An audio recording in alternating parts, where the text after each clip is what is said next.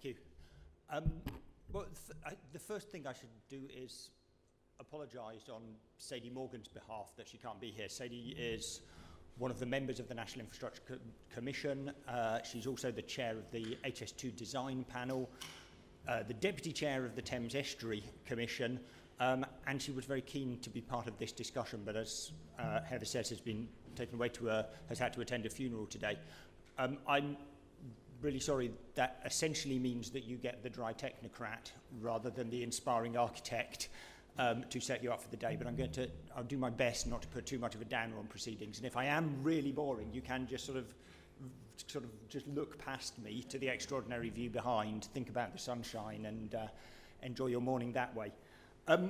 Look, the thing that I wanted to say, I am going to talk a little bit about the work that we did on the Cambridge-Oxford arc in the course of my remarks, but the thing that I really wanted to say and that I wanted to stress, which is absolutely key to the subject matter of today's discussions, is that throughout the National Infrastructure Commission's work, since we were established in October 2015, the importance of cities, the challenges facing cities, and the role that infrastructure can play in tackling those challenges and enabling future growth and enabling the success of our cities has been really at the heart of our work.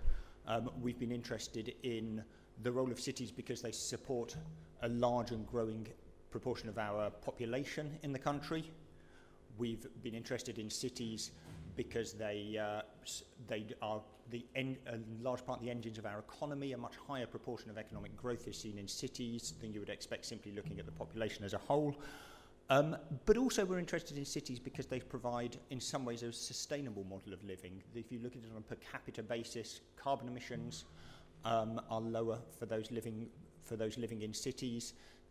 Cities depend much more on mass transit and less on the private car. There are elements of city living that are highly sustainable and that we should look to build upon. But some of those challenges that we face around population growth, around congestion, are exactly the kind of things that might put that sustainability at risk. For example, through the issues that we're seeing on air quality in London and other major cities at the moment. So, as I said, from the very beginning of our work, cities have been at the heart of it. And you see that from the fact that two of the first pieces of work we did in the National Infrastructure Commission were focused on cities, looking at the role of both intercity travel in the context of Transport for a World City, our report on Crossrail 2, and intercity travel, I always get those mixed up, in terms of our work on Northern Powerhouse Rail and the potential benefits and impacts from improving connectivity between the major conurbations of the north. And we were focused very much in those reports on what the role of those types of transport projects might be in each context, in enabling, particularly in the context of Crossrail 2, and promoting growth in the context of Northern Powerhouse Rail. And our work led us to support both of those potentially transformational projects, but also to highlight strongly in both cases the need for an infrastructure scheme to form part of a broader strategy for the transformation of the city or the broader region. So in terms of Crossrail 2, that was focused particularly on housing. There's an aspiration for Crossrail 2 to unlock 200,000 new homes, but we didn't see that there was a clear plan in the same way that there was a clear plan for the delivery of the transport scheme for how that was going to happen. And without that kind of integrated planning, the opportunities that these schemes present is going to be missed. Similarly, on Northern Powerhouse Rail, it was instructive that the development of this scheme, and in many ways much of the development of the Northern Powerhouse programme, had been led by Transport for the North, which is basically a transport body.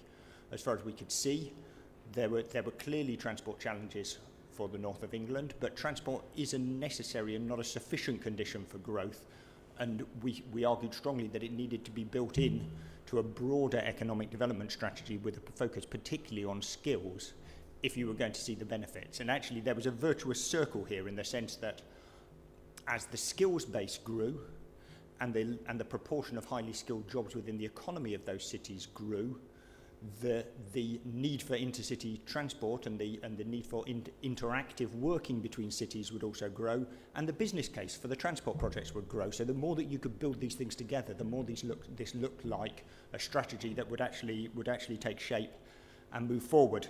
But as Heather said, perhaps our most substantial piece of work that we've done so far has focused not so much on the big cities, on the Londons, the Manchesters, the Birminghams, but on the highly productive smaller cities within the arc linking Cambridge, Milton Keynes and Oxford. And these are three of the fast growth cities that were identified by the Centre of Cities. And as a result, cities that have very particular challenges, but also lessons that can be learned from looking at them more widely in the country. So our analysis in that report highlighted the growing success and the growing importance of these kinds of cities, smaller cities with a highly skilled, high skills base, often with academic institutions at the heart of them, with growing economies, but also highlighted in this case a lack of sufficient and suitable housing as probably being the key risk to their continuing success. And it's very clear that if you look at that arc, you've got two of the three least affordable housing markets in the entire country within it. And even looking at Milton Keynes and Northampton as the other cities within that region, the house prices in those areas where they'd once been comparatively affordable were catching up rapidly with those in other parts of the country. But despite this, and despite a widespread recognition amongst everyone that we went to talk to that there was a housing crisis in this area of the country, and despite the fact that there were well-developed plans for major new infrastructure to link the cities in the arc, both joining up some of the A roads to create an expressway that ran between the two, and proposals for the use of some currently unused railway infrastructure and some new infrastructure to provide an east-west rail link between the two. Despite the recognition of the problem, despite the potential tools for a solution, we saw very little joining up between thinking about transport provision and housing provision, either at local and regional level or within national government. So we made recommendations in 4 main areas through that report, and 5 main areas through that report. And I think there are lessons within this that can be applied to other areas of the country. It's not one size fits all, but I think there is a lot that can be drawn upon from this. The first was simply that in an area facing this kind of challenge, a much greater level of ambition was needed on housing, and the leadership was required to drive that through and to build acceptance and consensus around that across the region. So we argued that if you looked at current plans, you looked at the shortfall in those current plans against need, and then you thought about how broader economic changes in the country might pan out, which might see these areas playing a role in terms of supporting growth, not just in London, but also north towards Birmingham and the East Midlands. We thought that you were looking at, in total, somewhere around 1 million new homes being required by 2050. So we were trying to take a longer-term perspective than had historically been taken on housing requirements, and building consensus around a number that people could grasp and plan towards. And in order to make that happen, we argued then for accelerated development of the transport schemes, but making them conditional upon the associated development of a plan for housing delivery linked to them. And in particular, in our view, a plan that did not just look at piecemeal development, but looked at the opportunities for major new settlements in that corridor, particularly where the new road and rail infrastructure made sites more viable for such settlements than they might have been in the past. Third, we made recommendations in terms of the need for joined-up governance across the corridor. Part of the problem in the past had been the lack of cross-boundary working between different local authorities. There's movement in the right direction at both ends of the arc, particularly in the Cambridge area, where a new mayor for Cambridge and Peterborough was elected during the course of our work. But in the centre, there wasn't that same degree. There weren't those mechanisms for people to work together, and there was certainly no forum to think about the needs of the arc as a whole. Fourth, we argued for enhanced land value capture mechanisms, Though I would say the recommendations we made were incremental rather than transformative, and we are nervous of the claims that some people make for the ability of land value capture to be a magic bullet to pay for both infrastructure and other kinds of supporting development of all kinds.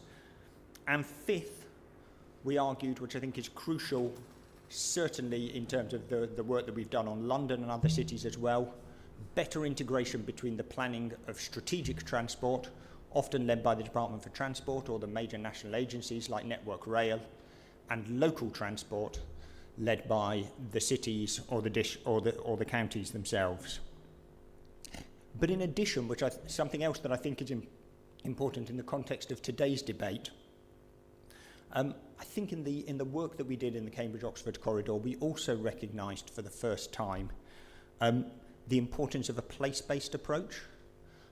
Certainly, as a former Department for Transport civil servant, I'm steeped in trying to answer transport problems by developing demand models and carrying out complicated economic case analysis and looking at capacity versus demand figures.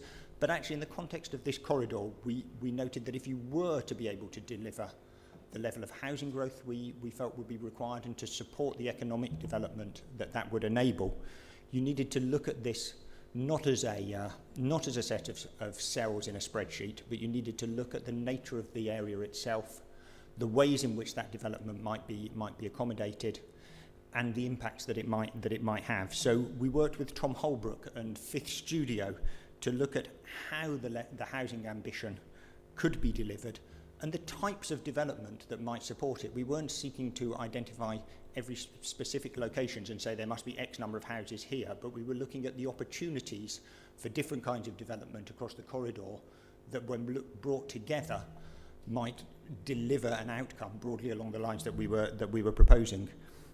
We highlighted strongly the importance of development that reflected the character of the local environment, and that was baked right at the heart of Fifth Studio's work. And we recommended the establishment of a regional design panel that would actually provide a mechanism to ensure that quality of development, that local character of development was actually delivered.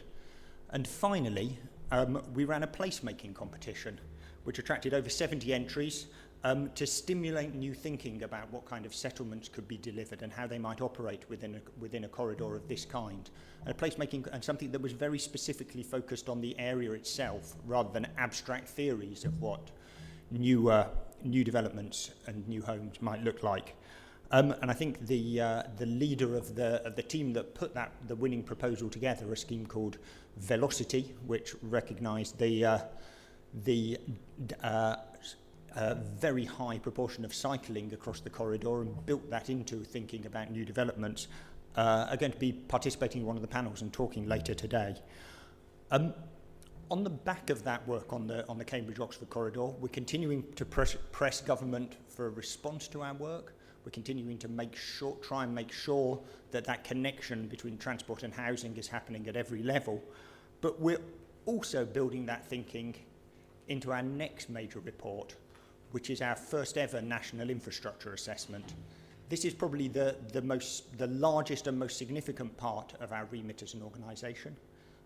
Once every 5 years, we're asked to produce an overarching assessment of national infrastructure needs and of how those needs might best be met, looking across transport, water, communications, energy, flood defences, and looking at the interaction between those infrastructure sectors and the delivery of new housing in the UK. We published our interim National Infrastructure Assessment in October last year for consultation. The consultation closed in January, and we're now working towards the development of the final assessment, which we expect to publish later this summer. And cities, again, have been a key theme running through that document. We identified 7 core priorities for national infrastructure, and productive, livable cities were one of those 7 priorities. There are actually issues to do with the urban environment crop up throughout the report. Once again, we saw the integration of planning for transport and housing as being absolutely key. Cities are amongst them, are the drivers of our economy, as I said. It's where we're seeing a lot of the population growth. Our cities are increasingly successful in many cases, but the challenges to those successes are around often our ability to provide the homes that those growing populations need, and to provide functioning, uncongested transport networks that allow the people living within them to get to and from the places where they work, and for the economic growth to happen. So we're looking at how you can integrate transport and housing plans more effectively. To support that, we're looking at how you can build on the existing pattern of devolution and perhaps provide greater powers and greater flexibilities to city leaders to deliver. We're looking at how you can provide stable long-term funding for city transport, and we think this is a really crucial issue. London has benefited hugely from clarity about its clarity for how its transport will be funded from a stable platform in which to plan for the long term, but other cities haven't benefited from that.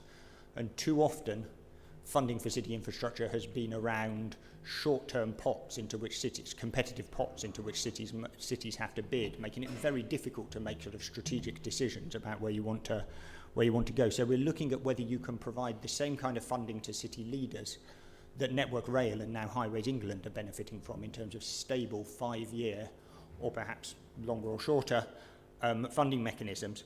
And we're also looking at things like the role of mass transit and the role of sustainable modes of travel such as walking and cycling, and the impact of changes in the vehicle mix as connected and autonomous vehicles come online, or electric vehicles come online, the impact these might have on our cities.